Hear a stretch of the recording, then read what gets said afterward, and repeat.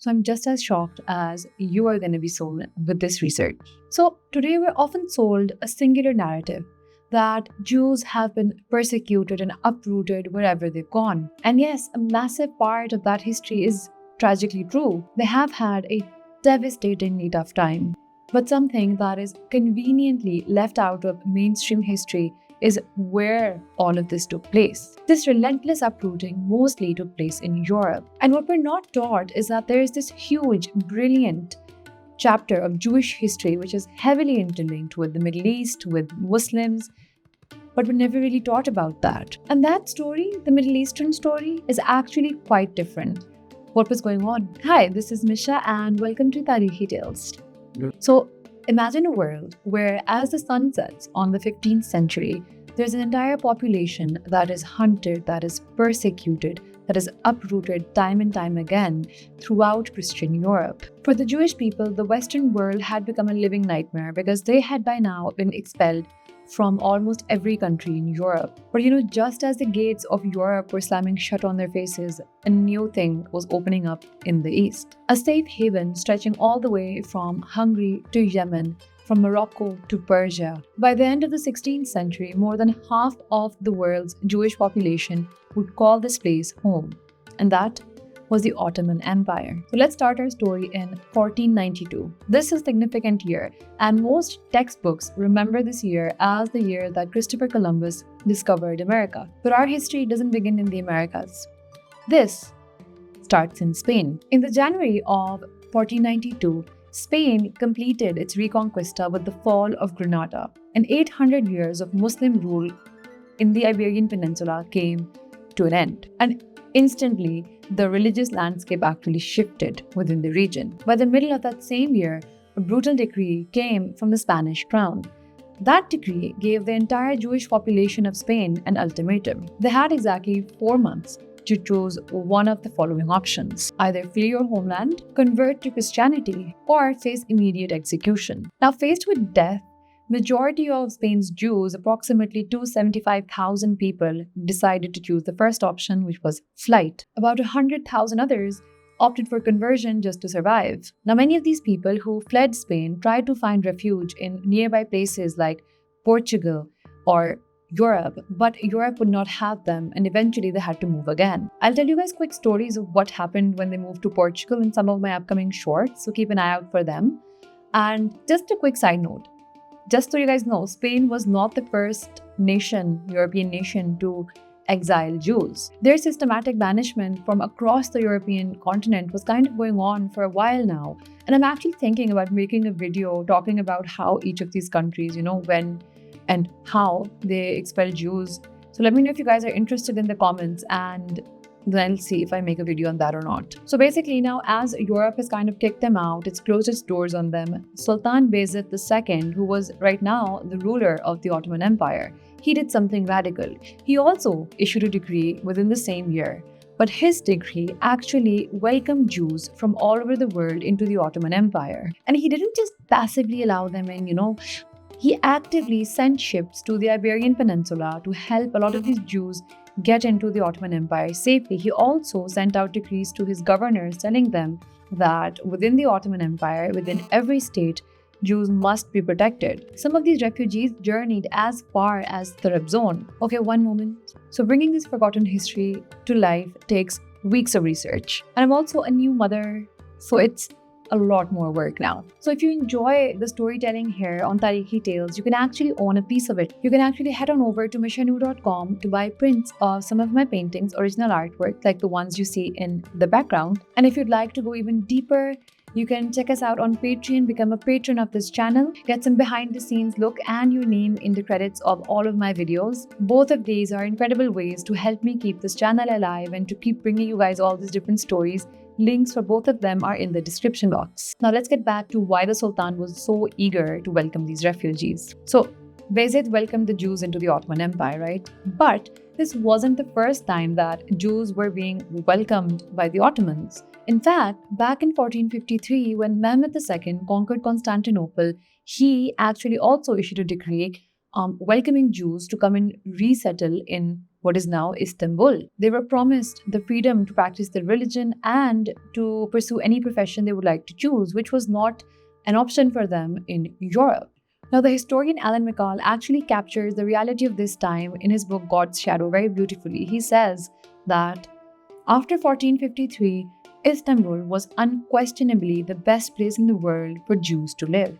Nowhere were Jews as prosperous and free as they were in Istanbul. And the Ottomans took concrete steps to kind of integrate them into society. Mehmed II actually made the chief rabbi a part of his imperial council, which gave him powers equal to the Grand Mufti, who was kind of the head of the Muslims. The chief rabbi would now collect the taxes that the Ottomans wanted of them, like the jizya tax, would also be able to appoint rabbis in all different states. He would also be the one managing his community's civil and religious courts. Now the question is, how were the Ottomans able to pull this off, right? Well, the Ottomans were not new to kind of ruling over people from different faiths. For the majority of their history, the Ottomans had actually ruled over a non-Muslim majority that basically become very adept at blending different cultures. To manage this, they actually used the dhimma, or the protected system, which is rooted in Sharia law, which is the Islamic law, and it kind of provided a covenant of protection for Jews and Christians within the empire. It was a state's responsibility to basically protect them. They could live in the empire, they could practice their religions, they could work in the empire in exchange for loyalty and taxes. But with the Ottomans, they actually took this protected system a step further. The Ottomans followed the Hanafi right of jurisprudence, which is the most flexible and liberal of the four Sunni schools. These are different schools of thought as to how Islamic law should be implemented. And the Hanafi one is the one that the Ottomans followed. Now, according to the historian Avigdor Levy, this made the Ottomans uniquely adaptable. They would frequently bypass laws which were standard within the jurisprudence, but they were kind of restrictive. So Ottomans would be like, we can waive those. That's fine. They would lift bans on building new synagogues or on the Jews for entering new trades. They would allow that to happen, which kind of gave the Jews unprecedented freedom to travel and work. Now, we have to be fair and look at the whole picture. Was it the perfect utopia? No. Their experience was still defined by a very fine balance of legal protection, but also legal subordination. They weren't really equal to Muslims within the empire. They were technically second-class citizens until some reforms took place in the 19th century. And there were some incidents like forced resettlement. Like Mehmed II sometimes forcibly asked Jews to move to Istanbul because he needed to repopulate it, which did cause some resentment, but eventually did help the community actually bolster, which we'll find out in a bit. We're getting there. And depending on the rulers, there were sometimes stricter eras. For example, Bayezid II was actually a strict ruler himself, the same guy who's welcomed Jews into the empire. In some cases, he did order closures of some synagogues which were illegal to build. So that those kind of things did cause some resentment. But compared to the absolute slaughter and the expulsion that was taking place in Europe, this was an undeniable haven. As I mentioned, I'm going to tell you what is going on in Europe in some of my upcoming shorts. It was too hot. I had to dye my hair, okay? So now, compare all of this to what was going on in Europe, the absolute annihilation, the expulsions, the keeping of the property and the money and all of that. This was an undeniable haven for them. And no, these are not my words. There were actually Jewish people in that time period saying this. In 1454, Isaac Sarfati, who was a Jew of French descent who had lived in Germany previously and was now settled in the Ottoman Empire, he wrote a very famous letter. And he sent that letter to different Jewish communities in Central Europe. He openly compared his grueling life in Germany, which he said, and I quote, a great torture chamber, to the freedom that he was facing in Istanbul. And he urged these communities to leave Europe, bring what they can, and come to the Ottoman Empire, which is a safer and happier option. And a lot of Jews around the world really resonated with that letter and with that invitation because it was coming from a fellow Jew. And there's a reason that by the end of the 16th century, more than half of the world's Jewish population moved willingly to the Ottoman Empire. But this does bring up a massive question. Why? What was in it for the Ottomans? Why were they allowing the Jews to come and settle, and why were they being so nice about it, right? Well, the Ottomans possessed incredible foresight. They realized that diversity is an economic powerhouse, and they were willing to kind of put in the effort that would later help them reap some benefits from this, because they had already seen the advantages of ruling over a multi-ethnic kind of a society. So it wasn't really anything new for them, and they understood that it's a strength, not a problem, and it really did help them out. Let me tell you how. Also, like, how cute, right? I got them from Jaroka.co, in case you want to get them too, for 15% off. You can use my code. So now let me tell you how this helped the Ottomans out. Firstly, they expanded their trade networks.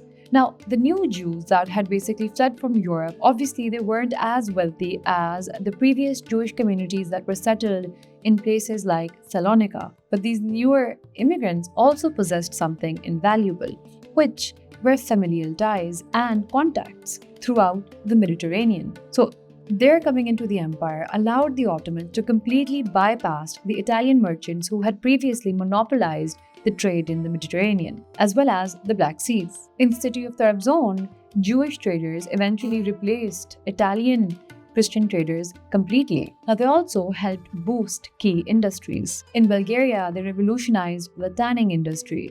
In North Africa, they excelled in gold and silversmithing. In Palestine, they drove massive silk production. In Istanbul, they became the backbone of banking. Now, thirdly, they also brought with them military and scientific technologies. Now, thirdly was the arena of military and scientific technologies. A lot of these immigrants brought with them sensitive knowledge of new technologies which was just emerging in Europe. A European observer in the early 15th century bitterly noted that the banishment of Jews, and I quote, "to the great detriment of Christendom, had taught the Turks crucial wartime innovations, how to make artillery, arquebuses, gunpowder, cannonballs, and other weapons."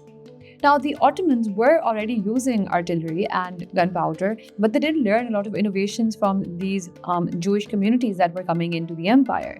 Because, as history notes, Sultan Selim I, who was Bayezid's son, the guy who let the Jews in after Spain's expulsion, right? Selim I basically took an entire entourage of Jewish military experts when he was attacking the Mamluk Empire. And these are basically gunpowder makers, and they really helped him during the campaign of 1516 to 1517. Now, seeing all these advantages, Sultan Bayezid II is actually have known to remark the following. You call Ferdinand a wise king? He who impoverishes his own country and enriches our own. Now, within the Ottoman Empire, Jewish communities were given a lot of opportunities to rise through the ranks. Joseph Hammond, who was a Spanish Jewish refugee, eventually rose in ranks to become the royal physician to both Sultan Bayezid and to Sultan Selim. This job was later handed down to his son as well. Now, perhaps the ultimate proof of how much the Jews prospered within the Ottoman Empire was the rising population that took place in one of the cities in the Ottoman Empire. It became a Jewish majority city. This was the bustling port of Salonica, which is modern-day Thessaloniki in Greece. Now, the Ottomans took over Salonica in 1430s, and it eventually proudly became known as the Jerusalem of the Balkans. Now, thanks to historical records, we can see exactly how the community exploded under the Ottomans. In the year 1430, there were around 2,500 Jewish families settled there. By 1519, that had grown steadily to 4,000 families. Now, in 1553, a German traveler estimated to have seen about 20,000 Jewish males in the city alone. So now, if you conservatively assume that each of those male members had a family of 5, which is a very small and conservative number for that time, that means there were more than 1 lakh Jews in the city of Salonica. Now, ultimately, the Jewish experience was defined in the Ottoman Empire as a fine balance of protection and, subordination. But the Jews living in the Ottoman Empire did find an unprecedented level of religious autonomy, of trade autonomy, and of protection, even though they were legally subordinate. It also reminds us that, history is almost never black and white. While Europe was busy, cleansing itself of diversity, the Ottomans were willing and ready to accept that same diversity for growth. Now, what do you think about this forgotten chapter of history? Did you know about any of this beforehand? Let me know down in the comments, and I would love to hear your thoughts. And watch out for those shorts. And again, if you like this channel, you enjoy the storytelling, consider supporting us on Patreon or buying prints from missionew.com, whatever you like. And I will see you guys next time. Bye.